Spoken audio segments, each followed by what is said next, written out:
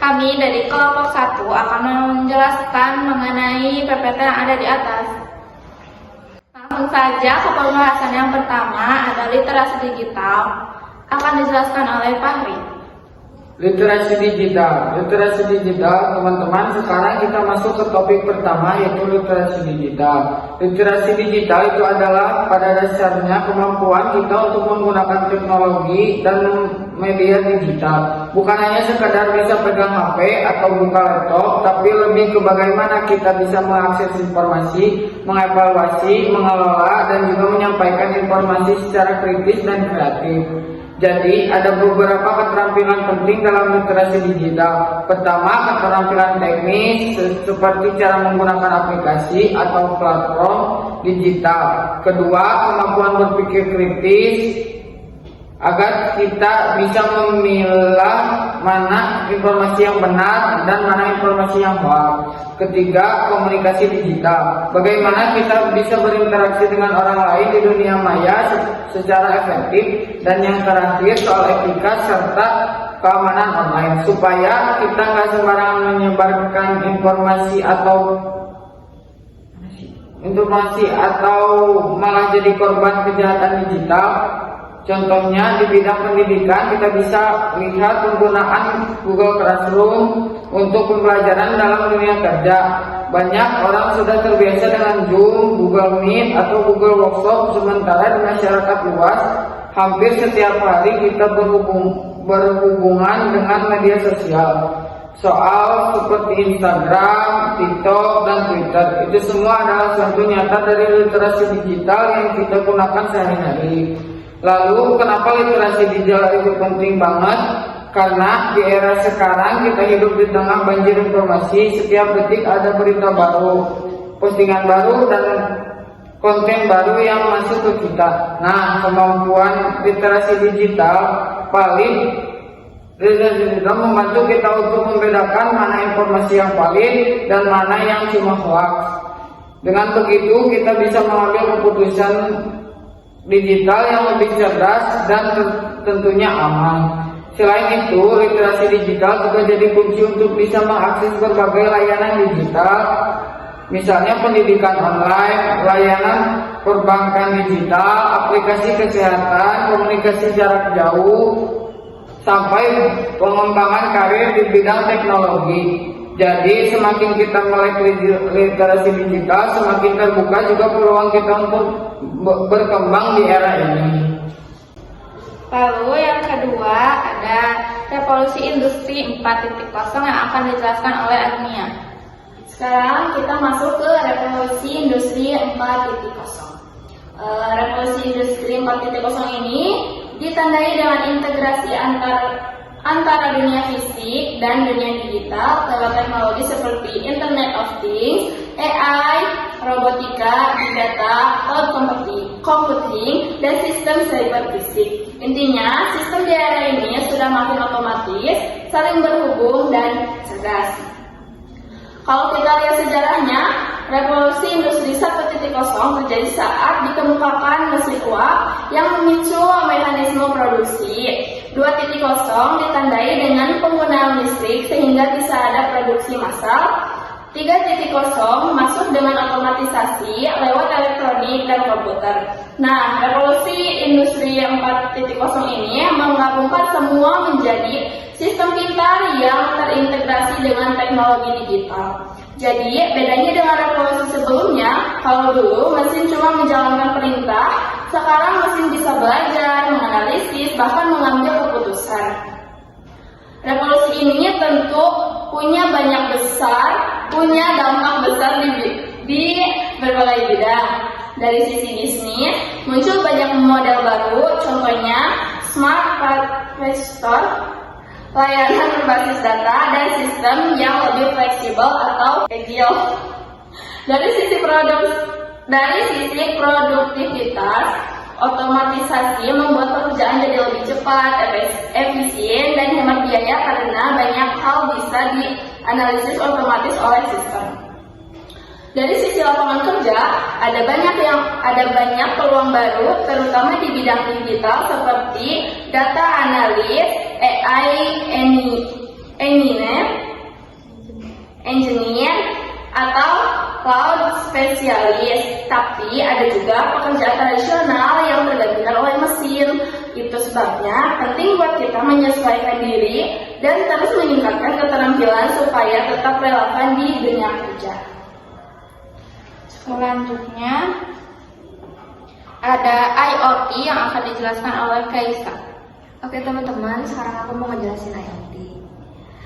IoT yaitu Internet of Things, arsitektur dasar dan contoh penerapan.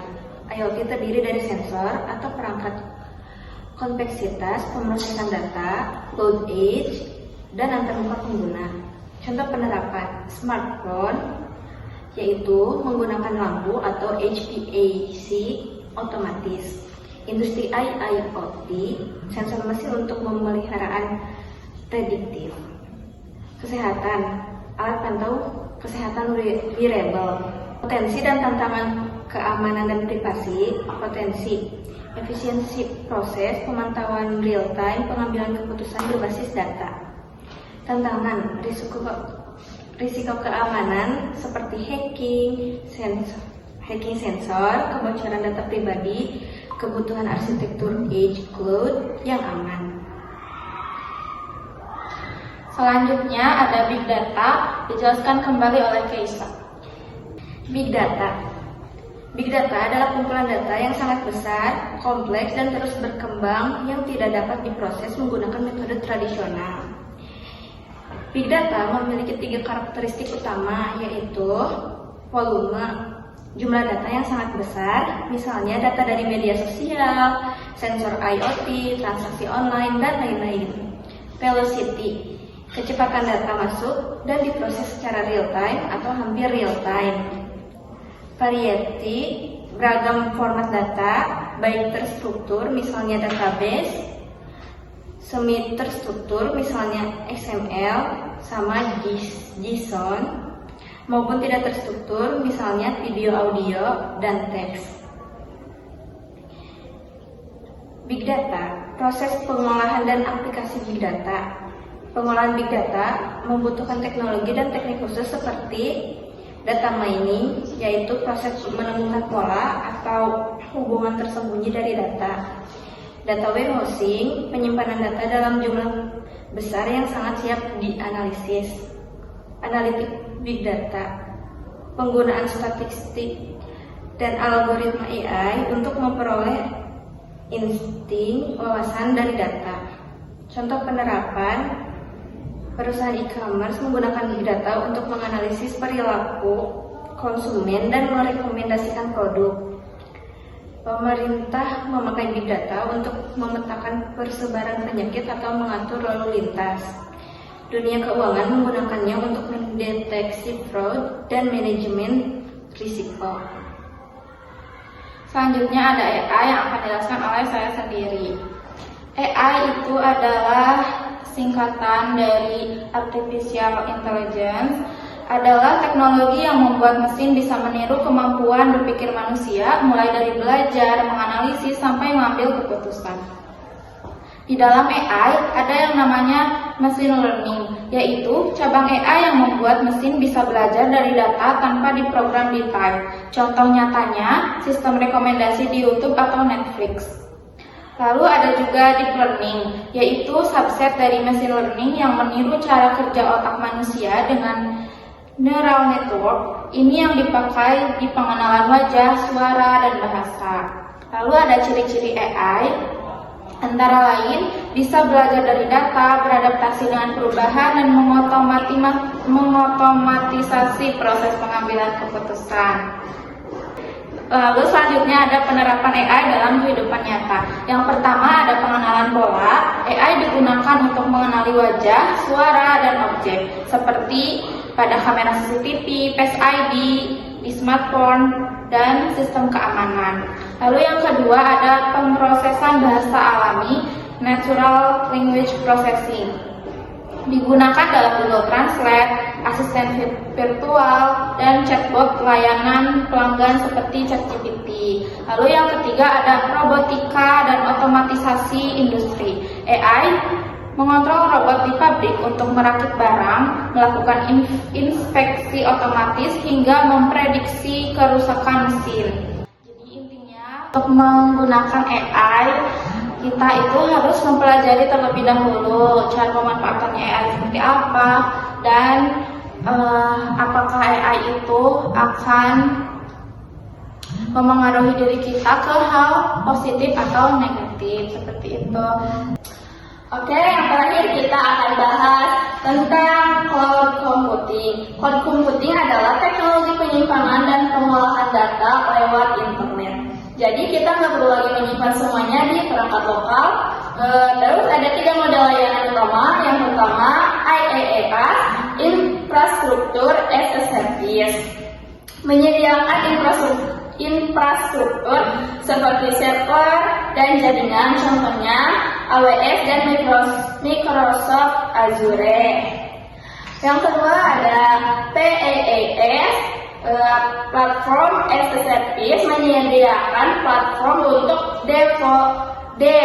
developer membangun aplikasi, contohnya Google Apps, Engineer, dan Heroku.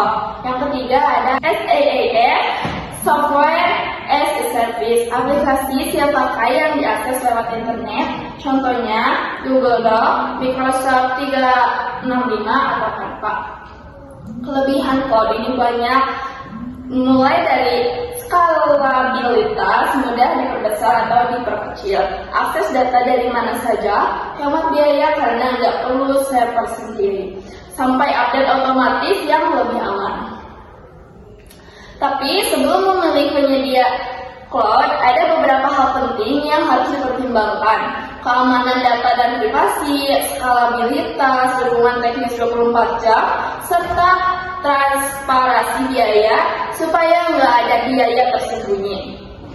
Jadi, penggunaan cloud bukan sekadar soal teknologi, tapi juga soal strategi keamanan dan efisiensi. Selanjutnya akan dijelaskan oleh Nurmainda. Baik teman-teman, yang pertama saya akan menjelaskan tentang dampak teknologi terhadap masyarakat. Teknologi tentu memiliki sisi positif dan negatif.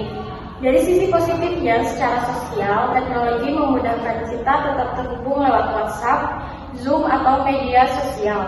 Dari sisi ekonomi, hadirnya e-commerce dan industri digital membuka banyak lapangan kerja baru dan membuat produksi lebih efisien.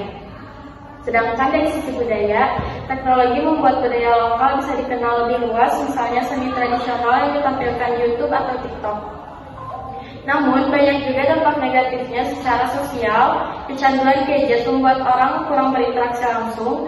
Dari sisi ekonomi, pekerjaan tradisional mulai tergantikan mesin dan robot. Sementara di bidang budaya, globalisasi digital bisa mengikis identitas budaya lokal. Karena itu, peran pemerintah dan individu sama-sama penting. Pemerintah menyediakan regulasi dan pendidikan, sedangkan kita harus bijak menggunakan teknologi dan menjaga etika digital. Poin kedua yaitu etika dalam pengembangan teknologi. Perkembangan teknologi membawa isu-isu etika yang serius, misalnya masalah privasi data karena banyak aplikasi mengumpulkan data pribadi tanpa izin. Lalu ada bias algoritma di mana sistem AI bisa menghasilkan keputusan yang tidak adil, dan ada juga masalah tanggung jawab sosial ketika perusahaan lebih fokus pada keuntungan tanpa memperhatikan dampak sosial dan lingkungan. Untuk mengatasinya, pemerintah perlu membuat aturan perlindungan data dan transparansi algoritma.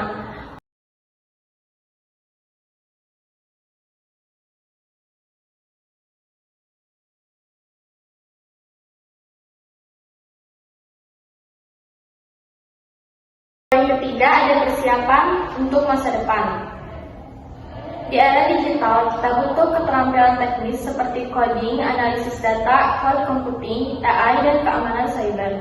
Tapi jangan lupa juga soft skill seperti kerjasama, komunikasi, berpikir kritis, dan problem solving.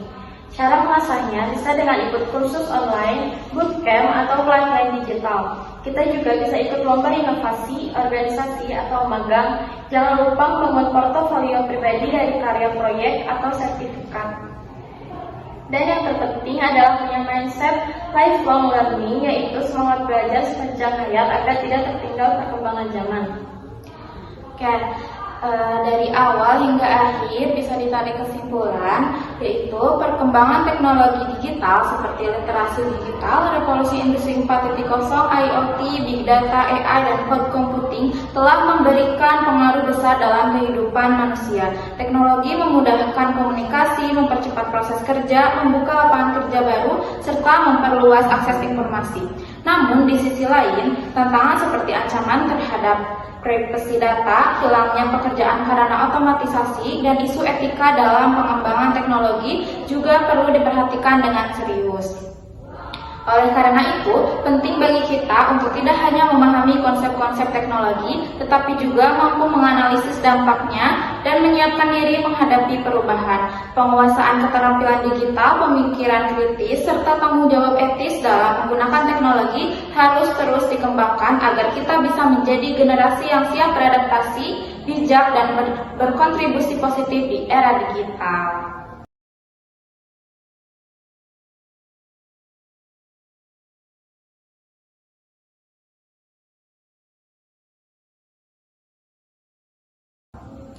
Baik teman-teman, sekian presentasi dari kita. Semoga apa yang kita jelaskan dari awal sampai akhir bisa menjadi manfaat untuk kalian menghadapi dunia sekarang ini. Dan segitu aja dari aku dan teman-teman kelompok 1. Terima kasih banyak sudah menonton dari awal sampai akhir. Bye-bye.